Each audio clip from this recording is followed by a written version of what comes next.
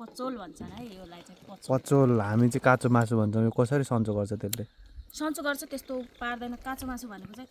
कुनै ठाउँतिर अर्कै गरेर बनाउँछन् भने यता पोल्छन् कि त्यसलाई सुरुमा नि पोल्छन् पछि नि पोल्छन् बल्ल खान्छन् अनि त्यो काँचो भनेको काट्ने बित्तिकै त्यही खाने होइन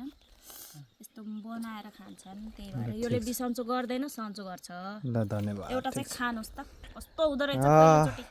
खानै पर्छ सुदूरपश्चिमेलीको ज्वाइँ भएपछि त जसरी नै खानु परेको यो कसरी सन्चो गर्छ त्यसले प्रभु राम्रोसँग गर्छ लु मासु हो केही बिग्रिँदैन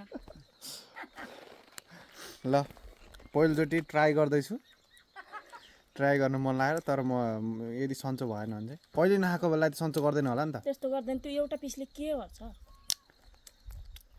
जय ससुराली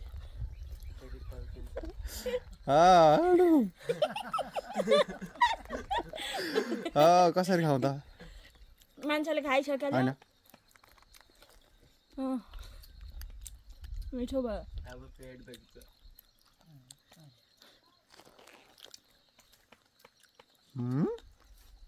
पाकेको छ क्या मासु पाकेको छ काँचो छैन आगोमा पोल्छन् काँचो लाग्यो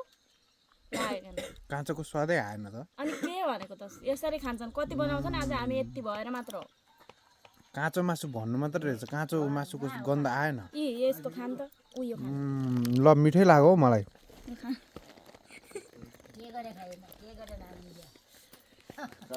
बुवा राम्रै पो लाग्यो त काँचो भन्ने नै हुँदो रहेछ बाबाले काट्यो पोल्यो दामी हुँदो रहेछ ल